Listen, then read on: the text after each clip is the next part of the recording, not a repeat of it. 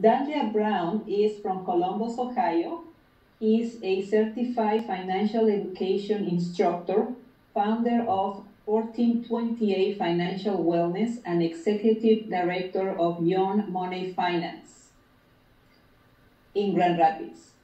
He partners with individuals, families, schools, and organizations to help learn to take control of their money. This is a very important skill for everybody to learn. Dandre believes financial literacy is essential to our development as a nation and that we must educate and empower our communities and prepare our children.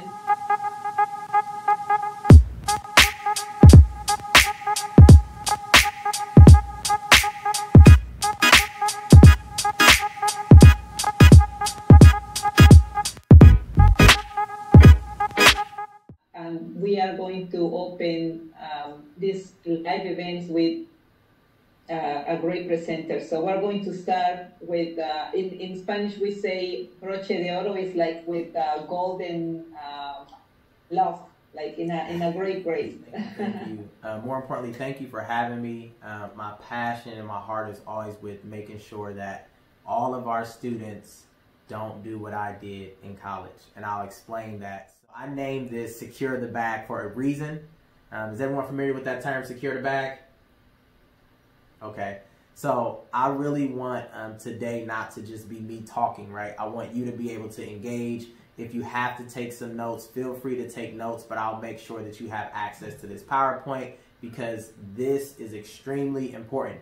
Many students do not listen to this information, and then when they become a freshman, a sophomore, and even a junior, they're stressing about money. They're stressing about paying for college while they're still in school. So I used to apply for scholarships and grants. There are so many ways, and I love the many different ways because we have social media, we have apps, we have business, we have so many ways to apply for scholarships and grants now. It's amazing. So some of the ways are financial aid.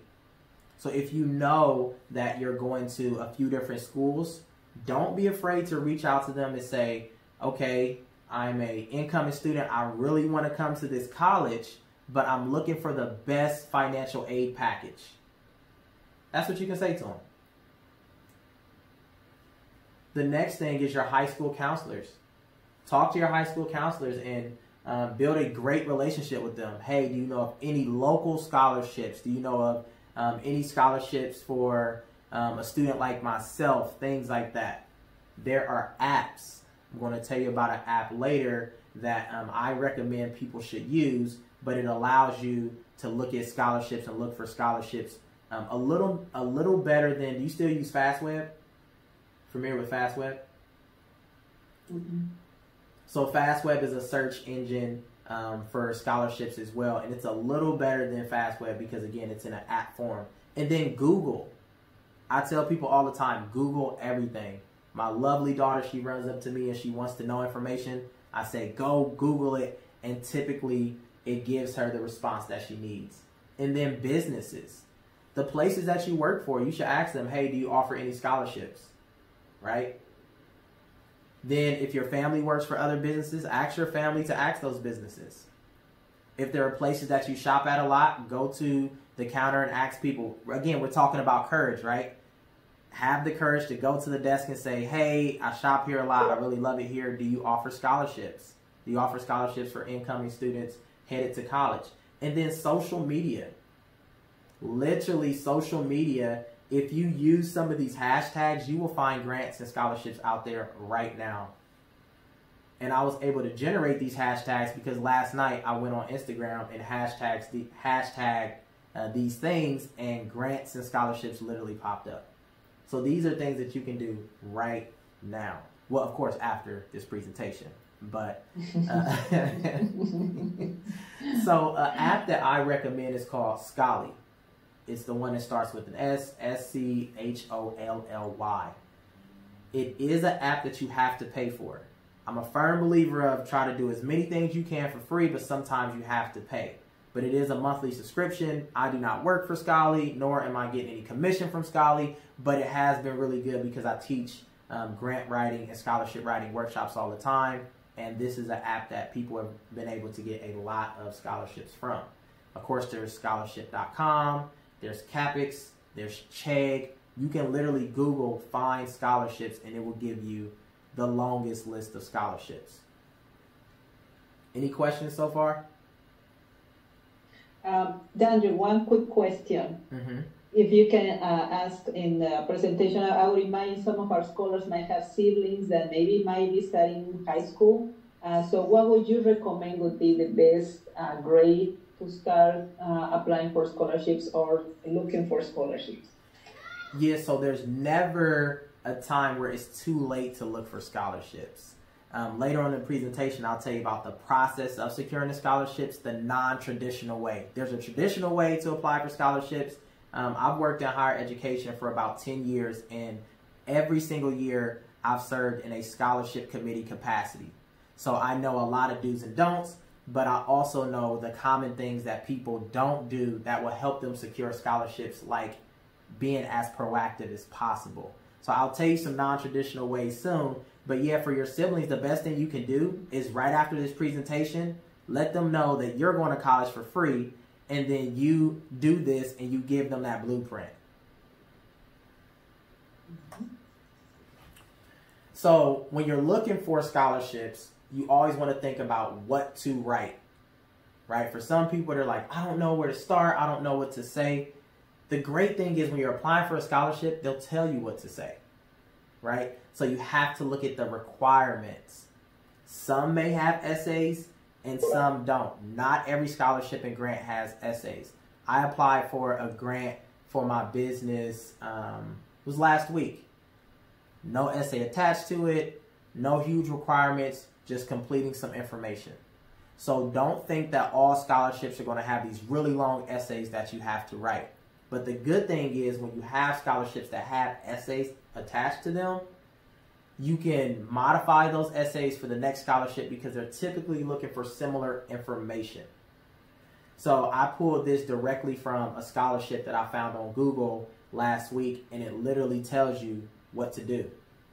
So when you're like, what do I write? You read the requirements and the required essay, and then you do this simple thing right here. You take this paragraph and you break it down. So this is what they want you to do. They want you to use examples from your personal life. They want you to talk about your academic and extracurricular accomplishments. They want to know why you would benefit from the program, what you hope to achieve in your academic and future endeavors, and anything else. And then the essay should not exceed 1,000 words. It's that simple. So when you're applying for a scholarship and they give you the essay, break it down. Literally take those pieces. Let's go back really fast.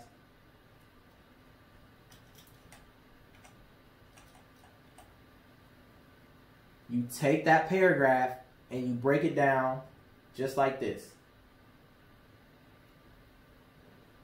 It's that simple. They're not trying to trick you. They're not trying to look for a game. They're just trying to see who's attentive and who can respond to all of the things with quality. Because what they're going to do, and Rose Bala can attest if she's been on scholarship reviewing committees, typically they're going to take those check marks and those become what they rate you on. So they're literally going to say that this person used examples from their personal life. Rate that. Did this person talk about academic extracurricular accomplishments? Rate that. It's literally that simple. We are not here to trick you or say that this is something magical. It's that self-explanatory, which is awesome because now you know writing for scholarships can be as simple as underlining exactly what they want and giving them exactly what they want. So again, when we think about what to write, there are consistent, popular keywords and themes that you should consider. Leadership, right? I believe that everyone is a leader. Everyone can talk about leadership. It takes a lot of courage to be a leader. So even being in a program like Entrada, you can talk about how you are able to be a leader in Entrada because everyone is not in this program and everyone doesn't have the opportunity to get in this program. right? A volunteer experience. If you don't have any volunteer experience right now, this is an opportunity to go get some. School and community involvement. Think about what you're doing in your community. Again, overlapping with volunteer experience. Academic achievement, right? I'm pretty sure a lot of you are really good in that area. So continue that great work. I love it. If you're playing sports or athletics, typically, depending on what scholarship or grant you're applying for, they want to know about that. Financial need. Financial need is really important, right? They want to see you express that you have financial need depending on the scholarship that you apply for, and again, extracurricular activities. What I tell people is the best way to answer this is your resume. Does everyone have a resume? Show of hands. Okay, I see some hands. Okay. If you don't have a resume, you already know what I'm going to say. Google resume templates and create a resume. I'm pretty sure in Entrada, they'll be able to assist you once you create your resume. Shoot them an email. Hey, here's my resume. Can you take a look at it? They'll give you some great feedback, and then you keep that resume, because when you're applying for scholarships, you're literally just rewording your resume, adding some of your personal experience, sitting back and making that $75 an hour. There you go. So if you already have your resume and you're like, maybe I can make this resume look a little better, go to that site. Put in, again, it'll probably take you 4 hours this week. But that's 4 hours that's going to allow you to make more money in the future. So what are you able to do now that's going to help you make money or go to college for free in the future? Some strong verbs to use. Again, these are things you can Google, but some strong verbs: explain, listen, promote, influence, mediate, right? Budget, calculate, project, account, balance. If you start talking about the fact that in high school, you kept a budget to make sure that you had enough money to afford your expenses during the summer, they're going to be like, what? This person is extremely responsible. I definitely want to make sure that they receive additional money because I know they're going to make responsible decisions. Problem solving, analyze, plan, recognize, examine, prove. Again, these are some really good verbs that you can use in your essays, but there are so many other verbs as well. When to write, right? Roosevelt, I was talking about when is the best time to write. For many scholarships, the deadlines are typically between September through May. The larger awards, so the larger scholarships, usually have the earliest deadlines because they want to make sure that they take their time in selecting who those recipients are going to be. So the great thing about searching for scholarships is that if you search for a scholarship today and it says 2019, you know next year around this time, that scholarship is going to be available. So what you should do is create a list of scholarships and grants. You should add the deadlines to that list and then put reminders in your phone or calendar. That is extremely important. So, for example, let's say a scholarship is available February 2019. Then because it's already available, it already went out to whoever, you know each February that scholarship is going to be available again. Go in your phone, go in your calendar, check this site for this scholarship. That's all you have to do. And then when you get that alarm, go check the scholarship, apply for it, and then keep it moving, because you should not wait. You should always apply as soon as possible. Some scholarships are first come, first serve as well, so you definitely want to be the first person to be able to apply for it. Now, using the same scholarship that I used before, this is the timing and process. It says applications and required submissions are due February 15, 2020, right? This came from a scholarship, again, that I Googled and found. So because you know that is due February 15, 2020, you go in your calendar, you set it for a couple weeks ahead, maybe a month or two ahead, and now you're proactive enough to apply for that scholarship. And then scholarship recipients will be notified no later than May 31st.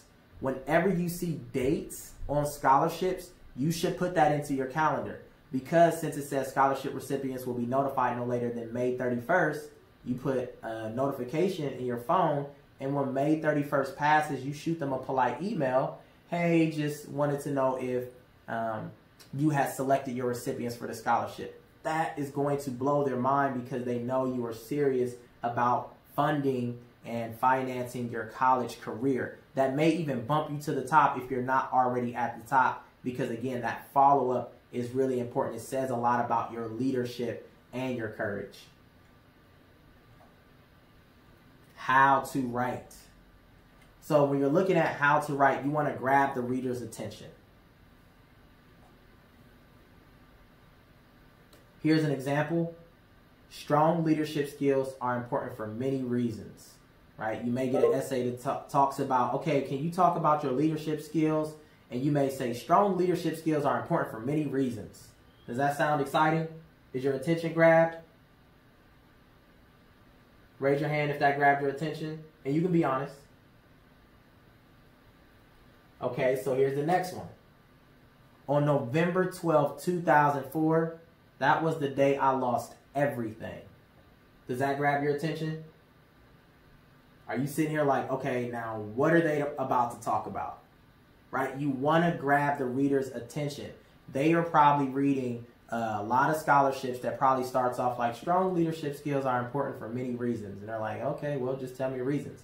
But if you hit them with, on November 12th, 2004, that was the day I lost everything. They're like, okay, I want to learn what's going on with this student. I want to be able to support that student. Check for spelling errors. So for everyone, you know, there's Word, there's proofreaders. I don't know if you have Grammarly, but if you don't have Grammarly, you should download Grammarly. What it does is, if you're using your computer, it would actually scan your words and show you some words that are probably misspelled correctly and check for some of your grammar, and it's free. So again, Grammarly, I try to use it as many times as I can because you never know. We're typically texting things, we're emailing really quickly, so we want to be able to have another quick check and a quick source. And then when you write, you want to be able to readjust and reuse those essays. Remember, in the beginning of this presentation, I said you spend about 4 hours a week, but that's because you developed your essay. So next week, you may apply for a scholarship that may want something very similar, but you may have to adjust it a little bit. You look at your essay, you rework it, and then you reapply. So instead of taking 4 hours a week, it probably took you 30 minutes.